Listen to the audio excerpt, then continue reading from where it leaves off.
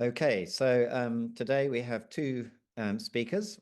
Dr. Naoko Hashimoto is joining us from Tokyo, where she is an associate professor in the Department of Politics and International Studies at International Christian University. And she has a background working partly with the Japanese government, but is a specialist in human rights. She has an LLM in international human rights law from the University of London, PhD in politics from the University of Sussex, and among other things, she currently serves as a refugee adjudication counsellor appointed by the Japanese Ministry of Justice. And then our second speaker is going to be Professor Jane Green, who is Professor of Political Science and British Politics at the University of Oxford, where she's at Nuffield College. She is co-director of the British Election Study, a fellow of the Academy of Social Sciences, and winner of the Political Studies Association Research Communicator of the Year in 2015. And she's an expert on British politics and British voting, and has published numerous papers on topics related to that. So this is how the timeline is going to work. We'll have two 20-minute presentations. Then our two experts will have a discussion with each other, and then we'll open it up for Q&A, which should go on for about 20 minutes until 1:15 UK time. So that's all from me.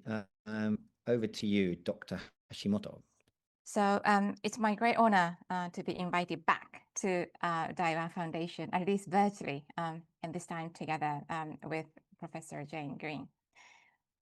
Today, I would like to attempt to explain what happened in the recent general election at the Japanese House of Councillors, or Upper House, held on 20th of July. Why it happened and what we should do.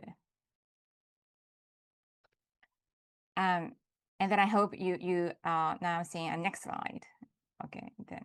So in a nutshell, we saw the sudden rise of Sanseito, which is a new party.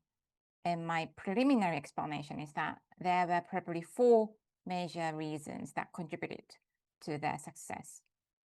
One, overtourism. Two, lack of accountability on the part of the government regarding migration policies. Three, weakened Japanese economy. Four, migrant scapegoating on social media. And fundamentally, not all but some or many Japanese people are resentful. And these are simply the inferences that I have drawn from various opinion polls, social media analysis, and electoral behavior analysis conducted by other experts. And those of you who are academics here among the audience are aware, it is extremely difficult to prove causal mechanisms in political science. So please take my preliminary analysis as more like hypothesis to be tested and challenged in the future, rather than like anything that is already scientifically proven. So let me begin with a very quick recap of the results of the recent election. So the House of Councillors is consisted of 248 seats, and among them, 125 seats were contested at the July election. The smaller inner circle, or donut, if you like, on the screen, shows the seats held by each party prior to the election. And the numbers written in the larger donut or a circle, outer circle, are the new secured seats.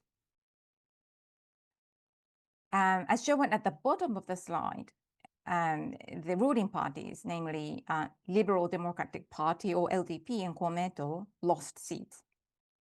So fundamentally, and by the way, because of the House of Representatives election last year, fundamentally both houses now are what we call hung parliament. Meanwhile, Sanseito, shown on orange, in orange, they were, until last year, they were regarded as a rather minor opposition party. but it gained substantially this time and increased the seats from 2 to 15, combined with the 3 seats that they already have in the House of Representatives. Now they hold 18 politicians in the parliament, in the Diet. So Sanseto is now, suddenly, it has become one of the major opposition parties in Japan. Just to click on other parties, Constitutional Democratic Party, or CDPJ, which is normally regarded as the main opposition party, they barely managed to keep the same number of seats at the July election, while Japan Communist Party and Social Democratic Party, but both of these parties usually regarded as liberal parties, they didn't do well. Meanwhile, Democratic Party for the People, or Kokumin Minshudo in Japanese, and Japan Innovation Party, Nippon Ishin no Kai, they both relatively did well, and both parties are usually regarded as a sort of center-right or like a more towards like a right or populist parties.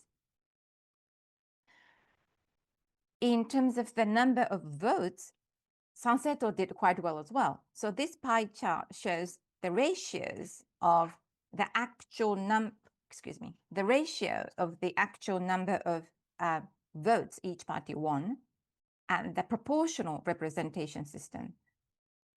We also have electoral district system, but then they tend to be influenced by the popularity of the individual candidates. So here as well, so Sanseto won 12.5% of the overall votes.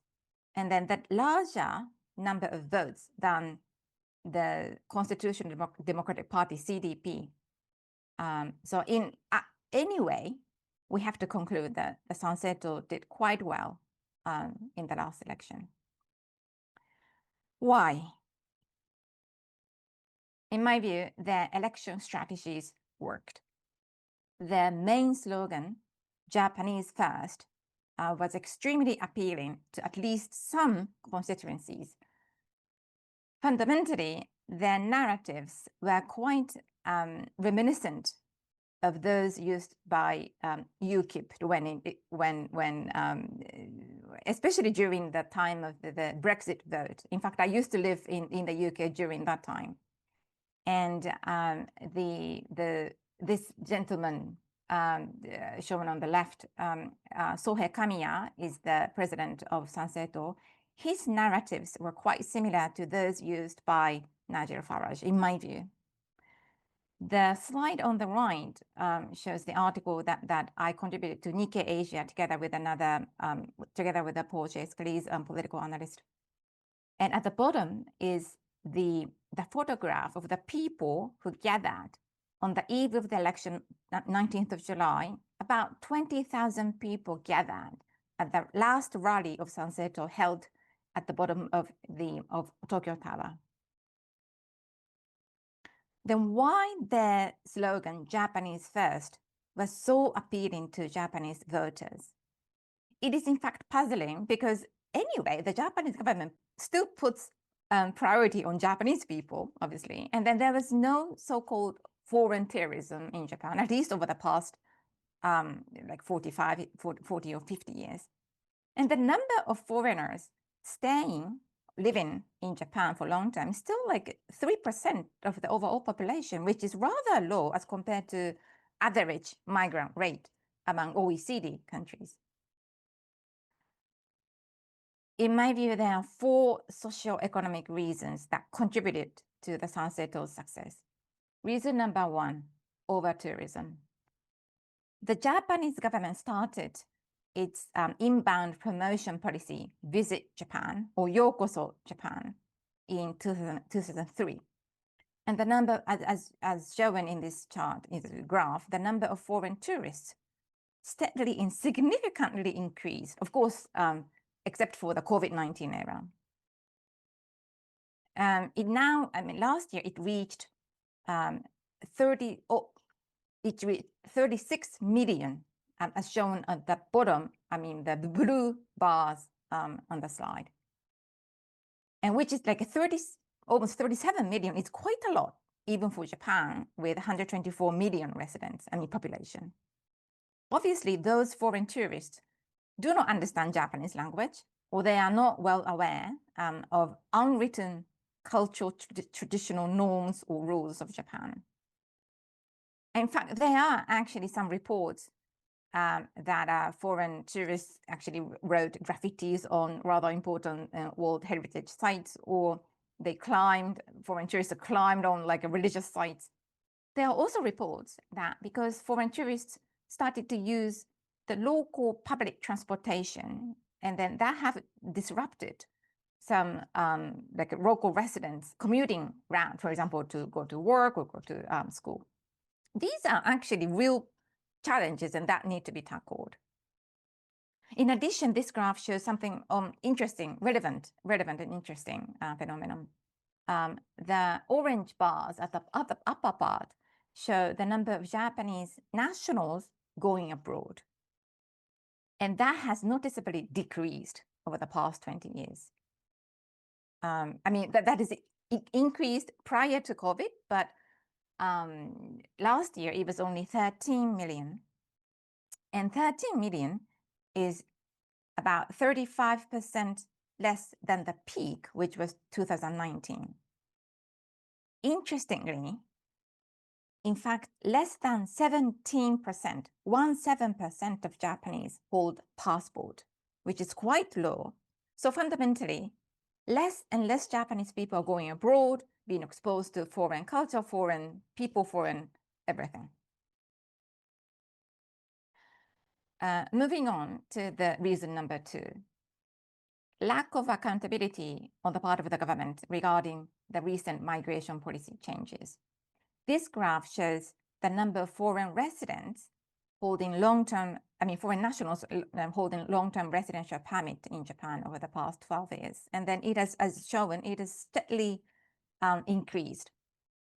Again, it is still only 3% of the overall population, but it is a meaningful number for a relatively homogeneous country, which is Japan. And that country used to implement this sakoku policy or closed border policy up to less than 200 years ago.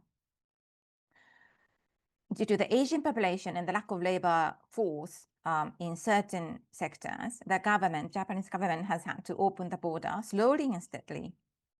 But they maintain this narrative that such increase of foreign nationals should not be misunderstood as an immigration policy. And then LDP adamantly rejected to admit that those migrants are actually immigrants or imin, because of the fear of the backlash from the conservative supporters.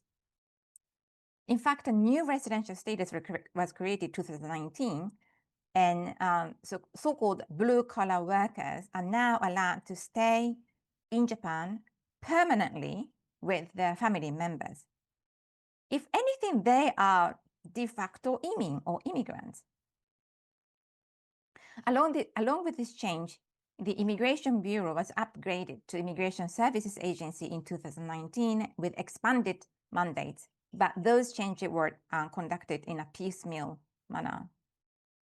So fundamentally, local integration measures for such long-term residents, foreign residents, are still left at the discretionary initiatives by local governments, employers, and NGOs.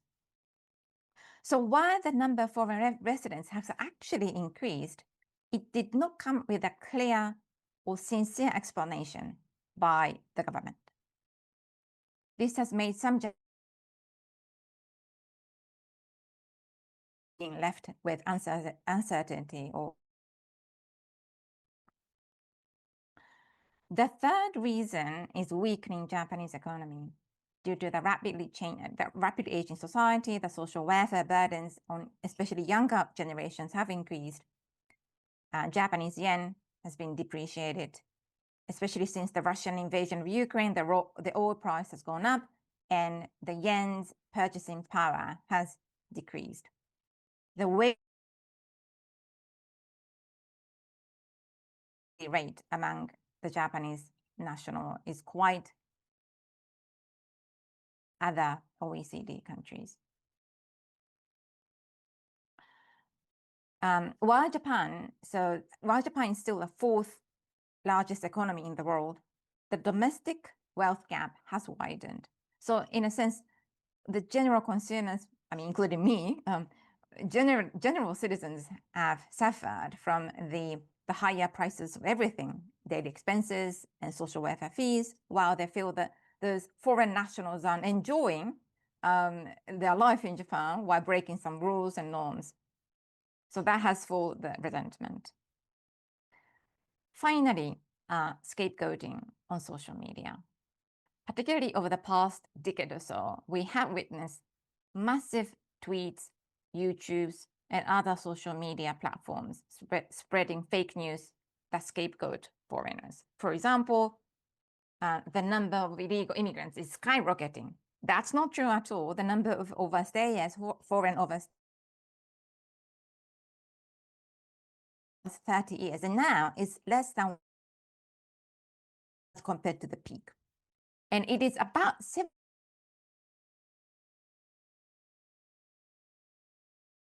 as you know, very, very when considering the number of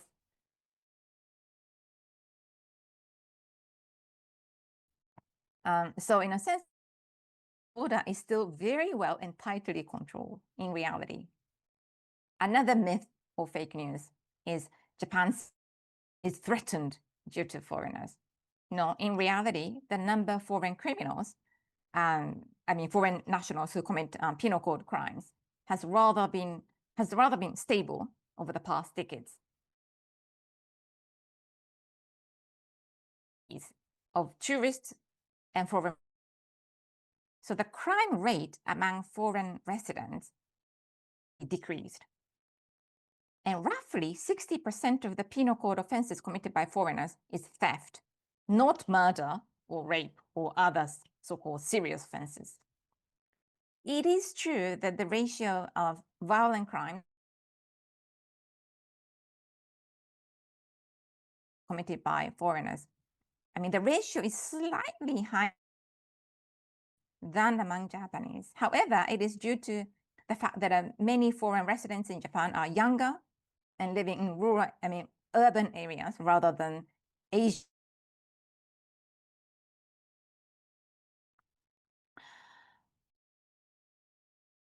They also want to believe that foreign criminals are not properly prosecuted. That's not true. As the National Police Agency of Japan statistics show, the prosecution rate is always slightly higher among foreigners than among Japanese.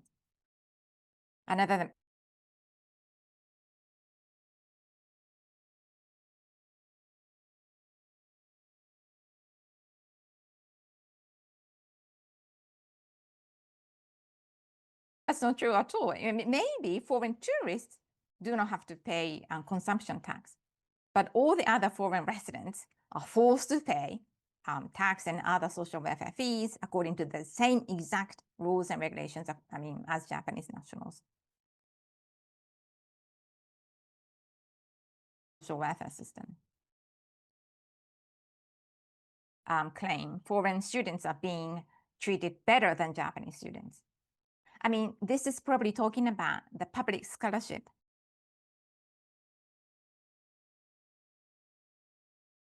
True for Japanese.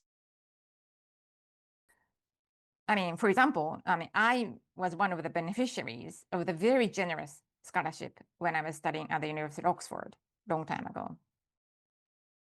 And also, it is not unusual, especially in Europe, where PhD candidates are provided monthly stipend as young researchers. But because of these backlashes, the Japanese Ministry of Education canceled some scholarship given for foreign PhD students. So now, maybe Japanese universities are less attractive to elite foreign students. Another allegation, asylum seekers are provided millions. Yes, there are some really small life-saving stipends to be provided only for extremely impoverished asylum seekers. Lastly, these 4 reasons are indeed contributing to the resentment of success of Sunset. Or what should we do? We have to address the root causes. One, just a moment. Yes. One, we have to take concrete, pragmatic measures to tackle over-tourism. The Japanese government expects to welcome 60 million foreign tourists in 2030. To preempt any further backlash from local residents in popular tourist cities, innovative measures are required. 2, robust migrant integration measures are necessary. For example, Japanese language training or cultural orientation led by central government with sufficient budget. And we need a clear division of labor among central government, local governments, employers, and NGOs. And this has to be accompanied by clear and sincere explanations about Japan's need for increasing foreign workers. In fact, the Minister of Justice, Keisuke Suzuki, held a rather good press conference at the end of July, and he said that the migrants are likely to account for 10% of the overall population by 2040. It's actually 15 years' time, and the clock is ticking. Third, better redistributive justice among different generations is necessary to tackle the widening wealth gap. But this, I would like to leave the concrete measures to be created or suggested by economists and other experts. Finally, we also have to tackle fake news rampant on social media, although it is not necessarily easy to balance with the principle of safeguarding freedom of speech. Last but not least, in my view, demonizing Sanseto and its supporters would not work. Calling them out as being bigoted, racist, evil, etc., would only fuel their resentment and maybe embolden their stance. So maybe we can learn lessons from MAGA, Reform UK, or AFD, or Rassemblement National, but I would like to leave the UK analysis to Professor Green. So apologize for the unstable internet connection, but thank you for your patience. Thank you very much. So over to you, Professor Green. So I don't want to spend as very much time talking about who Nigel Farage is or the history of Reform UK, which emerged after the Brexit Party and then before that the UK Independence Party. I'm assuming that because our party on the far right in the UK has been around for some time, that most of us are familiar with it, but very happy to take questions at the end if anybody isn't or needs any gaps to be filled. What I do want to do, though, is give context and help us understand how Reform UK have built their success. They did very well in the last local elections, and they are currently the party that's in the lead in opinion polls. And that's actually been quite a consistent lead pretty much since the middle of January. So for most of this year, Reform UK have been in the lead in opinion polls. So how can we understand the rise of Reform UK? Well, I think that it's impossible to understand this party without understanding what has happened to our mainstream party of the right, the Conservative Party. Now that's in the sort of political science speak a little bit about sort of thinking about supply and political supply and dynamics between political parties, creating space for other parties to be successful.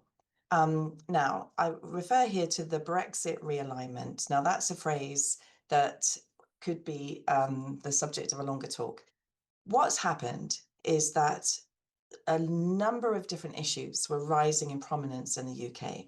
And they organized voters around the basis of their age and the basis of their education into supporting parties either on the Liberal side or on the the UK Independence Party on the right. Now, with Brexit, the relationship of age and education to electoral behaviour magnified very substantially. So this accelerated process, it was like a catalyst. Something was happening beneath the surface, but this really exploded then into mainstream political competition.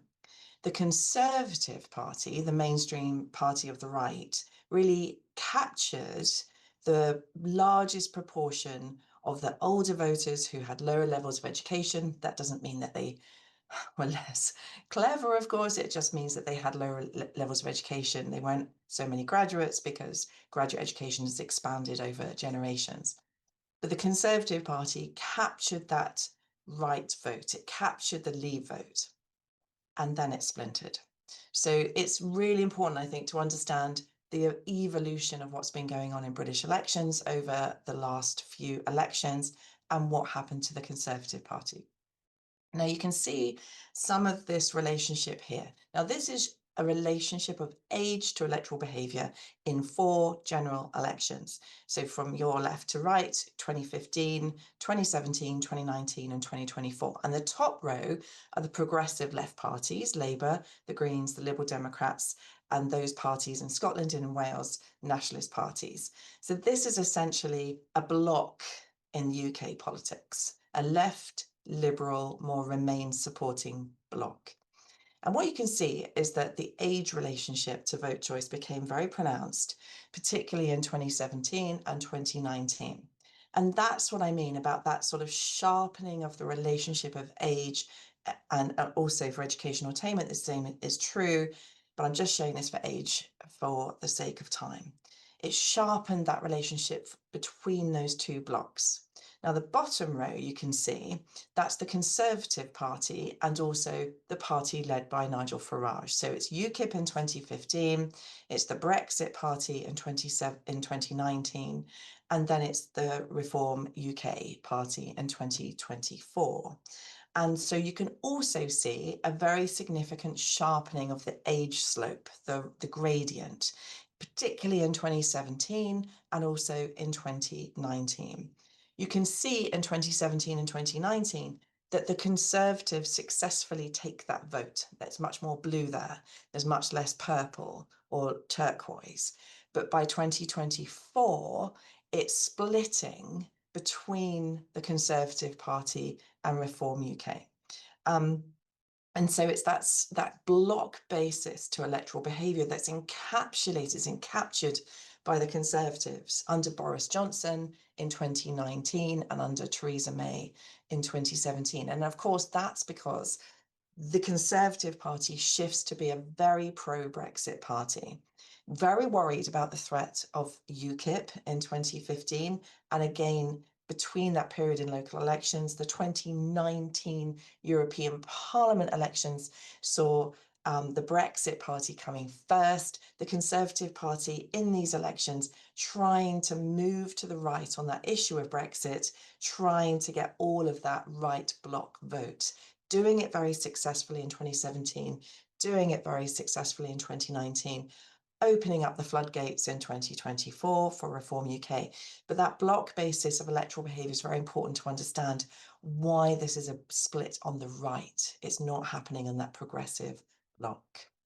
So you get the Conservative Party under Boris Johnson as Prime Minister in 2019, really solidifying that Leave vote. But then the Conservative Party in power has the experience of a number of disasters or failures in office. And for those not familiar with it, this is just a polling graph between the 2019 general election and the July 24 general election, showing just how the blue, the Conservative support, declined significantly over that time period.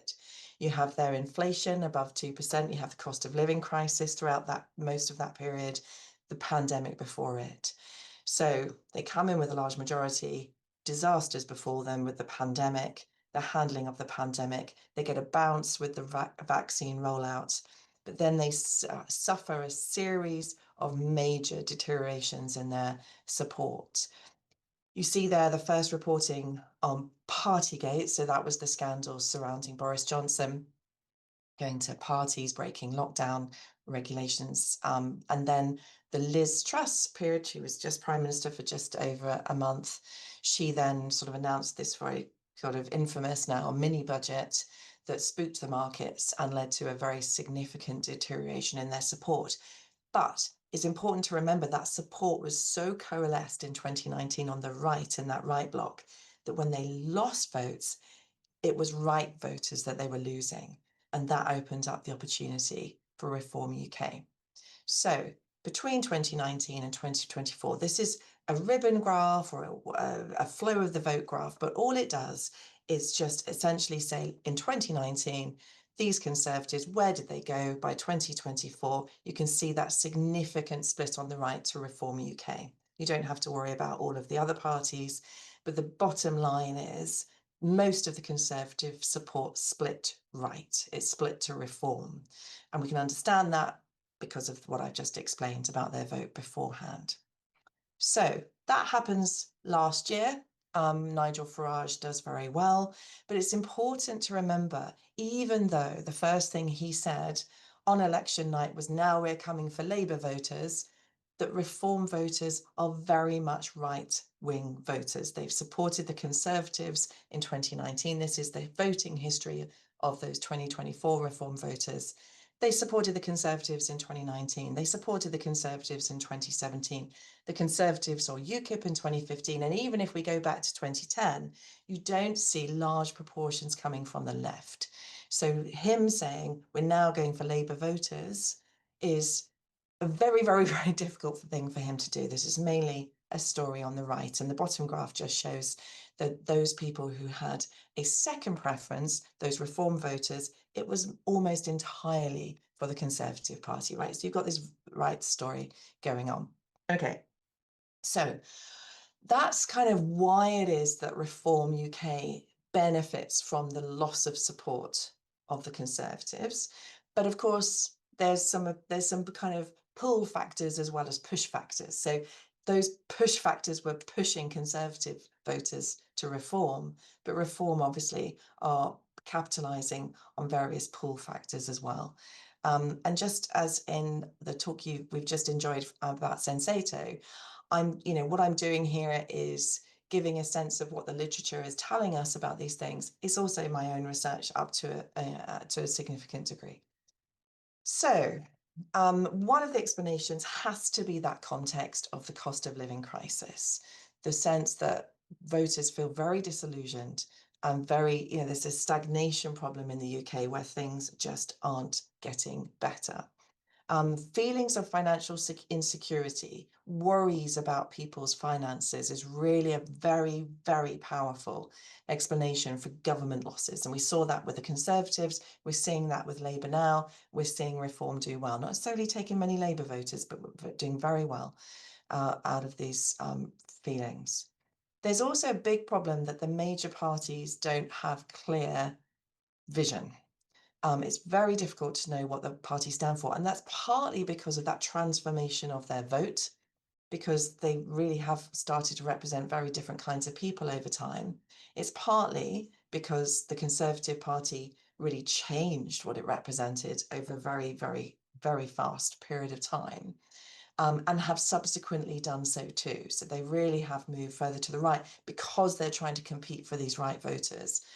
But the Labour Party is struggling to articulate what it stands for, who it stands for, what's the point of the Labour Party or the Labour government coming into office in a cost of living crisis and then doing all kinds of disparate things, very much not looking like a Labour government would normally do those things, cutting welfare benefits and so on, but obviously not offering solutions to these economic difficulties. Immigration, obviously, and not just immigration, but perceived state failure, repetitive state failure, over-promising, under-delivering on immigration controls. Now, that's not just a top-down story or a bottom-up story either. It's not just that immigration is getting higher and that voters are just naturally more concerned because they see it. It's very politicized. This is very much a political story as well of how this issue is growing in salience. But the other really key thing is we see the increasing viability of Reform now. And again, that context that I explained at the beginning was very important for understanding this, because if you have a right party that's essentially, I don't want to say disintegrating, because I think that's too powerful and too strong right now, but under a huge amount of strain, and you have another right party that is competing for the same kinds of voters, then the really key thing that really matters is which party is going to win, which party is going to look like the party that's going to be most able to stop a left party. And so it's the increasing viability of reform that's also fueling its success. We saw that very clearly after the local elections. Their polling increased a very short period just after the local elections, because people could see that they were a viable choice. And so the more they are in the lead in opinion polls, the more that looks more likely. And we're very, very likely to see major gains by Reform UK, unless there's a dramatic change in the opinion polls next May, with the local elections and also the devolved elections in Wales and in Scotland. That's likely also to signal to those right voters who want a party on the right they can vote for, that Reform UK is the best placed party for them, irrespective of ideological differences and so on, which of course matter as well. But that sense of kind of this is a growing force and the Conservatives are maybe a diminishing force, it will shift a lot of right voters into Reform's camp. Okay, I talked about economic insecurity. I just wanted to show you some evidence for that. So we have here on the right, those people that report feelings of insecurity by age. And you can see it's the older voters before pre-retirement age that are more likely to support reform. They're in the turquoise. And that's not true for the economically secure. You see Conservative support have no difference whatsoever. You also see the Greens there, the green line, amongst younger economically insecure voters. I wanted to show you just how immigration salience has changed over time, and just the peak just very recently of the boost in the concern over immigration, hugely politicized, hugely talked up in the media and so on. And of course, stories of asylum seekers in hotels and protests over the summer and all of that really just goes to increase the perception that this is a problem, even if people might not have been aware of it otherwise. So we've seen the immigration peak before the Brexit votes, which obviously helps us understand that very much too. It goes down because the cost of living crisis, the economy starts to dominate people's concerns. And now we see immigration taking over again. And just to give you that sense of where UKIP and the Brexit Party and Reform UK have done in terms of elections, this is a polling graph, but also with election results, vote shares in election results over time. And I just want to show you that last dot really on the right, which is that's their share in last year's local elections, overperforming their polling, coming up to the same height that they had in the European Parliament elections in 2019 then. And that sense, that essentially what Reform are managing to do is actually do better in elections than their popular support, whether they've struggled with that over time. And there's just one very crucial thing I'll conclude with, just in terms of evidence, in terms of data. And that's just a point about our electoral system, which is that small parties really struggle in our electoral system to gain a proportionate seat share to their vote share. And that's been a major problem. That was a major problem for Reform UK in last year's general election. But the local elections showed that they'd overcome that. And obviously within a first past the post system, once you're in the lead, you can overcome that very substantially. And so this was our analysis after the May local elections.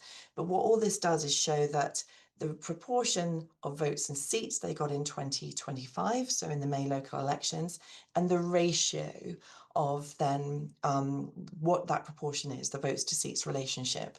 And so what you see there, look for Labour in the 2024 general election, they had a huge seat gain proportionate to their vote gain, right? So 1.8 ratio is massive. But if you look at Reform UK, their general election ratio was only 0.1. So they weren't getting, for every vote, they weren't getting the proportionate seats. But then if you look in the local elections, that ratio was 1.3. They'd managed to sort of break through a threshold of getting seats relative to their votes. in 2025. And so you see there, they got 41% of the seats on only 31% of the votes. They'd flipped that proportionality in their favour, and that can happen in a general election as well. So the split on the right is still continuing, and you see that that's Reform's 2025 voters coming from the Conservatives still, and Reform UK in 2024. Labour's vote is splintering broadly, and you'd expect that because of that block-based nature of their vote. So that combined means that Reform can get more support from on the right, and Labour can make their job easier because their support is just going down amongst everybody, and they've lost about half of their support in just over a year, which is never, I mean, by historical standards, that's unprecedented for a new incoming government. So it's that combination that can really benefit Reform. So the implication is that it's Conservative swings continuing split on the right that is now a major threat to both of the two largest political parties, and Reform can gain from that appeal, those pull factors, but also because they look like the more viable party on the right. So in seats, they can still take seats from the Labour Party, even by taking votes from the Conservatives. And we have to remember that in 2024, Reform both helped Labour to win seats because they split the right vote and made it easier for Labour. But by taking more votes on the right, they could now take seats from the Labour Party. And there's 86 that are very easily taken from Labour, just on the basis of that continued split on the right and Labour splintering its support a little bit more broadly. And that number could be greater still if we look at all Labour constituencies as opposed to just those they took from the Conservatives last time. So those are my reflections on how we understand Reform UK. And I see very many interesting similarities, which I'm sure we'll enjoy talking about. So thank you. I have got like two questions mainly, and then there are lots of things I didn't really elaborate, but because of this rise of sunset or far, I mean, okay, let me portray them as far right. I mean, some people don't think they are far right, but anyway, so because of this rise of sunset or the LDP, which is regarded as a rather conservative party in Japan, they started. I mean, they started to adjust their policies and narratives, especially in the immigration policies, towards more conservative, more right wing, in order for them to prevent voters moving from the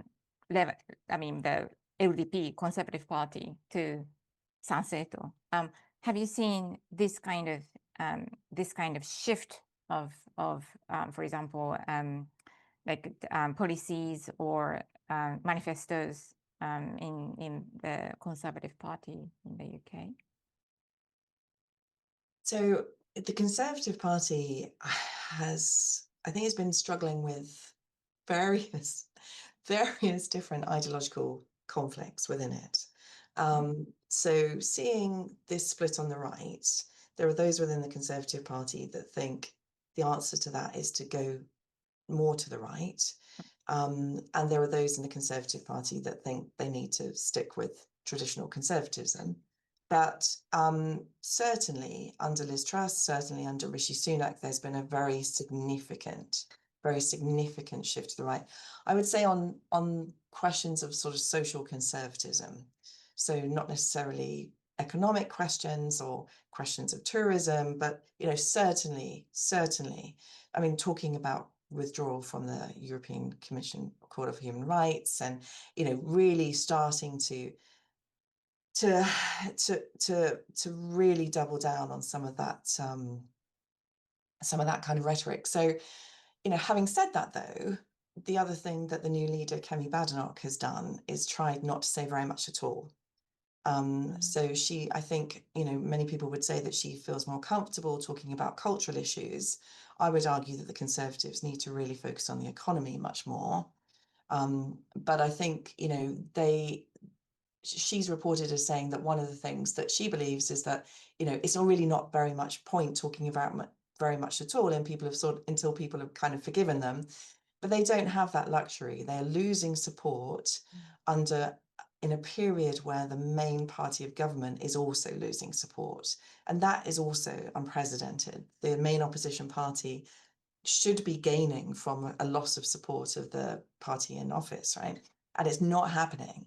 They do not have the luxury of staying silent. They're losing a lot of support as time goes on. Now, with reforms, ideological and policy positions, obviously, we're also seeing an influence from America. And you see that just this week with Nigel Farage starting to not refute some of the kind of questions around, should you take paracetamol when you're pregnant and things like this, and their conference was also not distancing themselves from some of the pseudoscience that came out of the US. So so if he aligns too closely with the MAGA movement, then that is going to cost him in the United Kingdom. So so essentially we're seeing both of those two right parties shift to the right. Okay, thank you. That is actually partially that would probably it would be the same, like similar at least to the relations between LDP and Sanseto. The other question that I actually wanted to ask, and that was not part of your presentation, and then, but on the left, I mean, your party, the Jeremy Corbyn party. I'm not, I mean, I would like to know hear your views, or like, where are they now? I mean, what's your? I mean, it could be dangerous to ask the political scientists to speculate the future, but what's your sort of projection, if I may? Of course.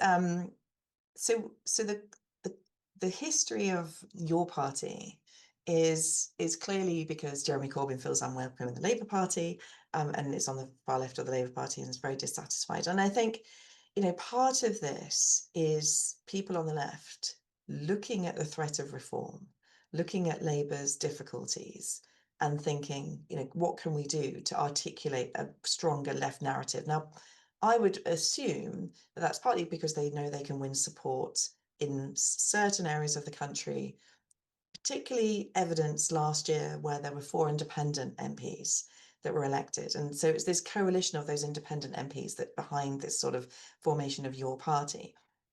So they see that they could have electoral success themselves, but I think they also want to put pressure on Labour to show that Labour has to defend its left flank as well as its right flank. Now, of course, if the left fragments even further, then that's going to make it much more easy for Reform UK. Now, what's actually happened to them is that they launched a website and they, I think, had 800,000 members sign up very, very quickly.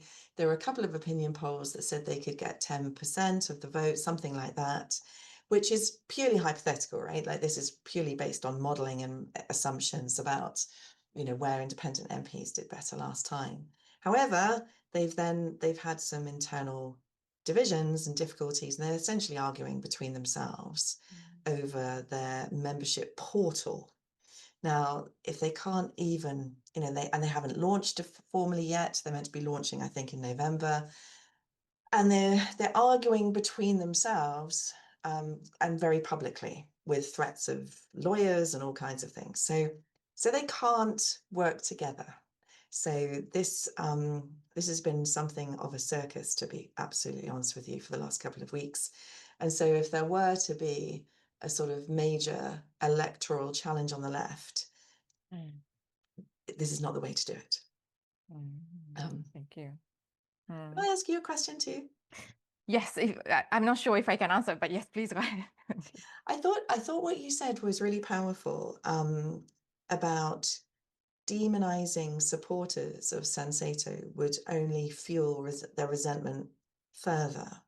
And I just, I thought that was incredibly perceptive, that I think, this is the genesis of this kind of resentment it really goes back to people feeling not heard. And then if they, essentially they're being suppressed even more or ridiculed or demonized anymore, then that's only going to fuel it. But I just wondered if, like, you thought of like which example or which moment had perhaps motivated that thought. Like, where have you seen that happen? So basically, I follow some of the social media debates, and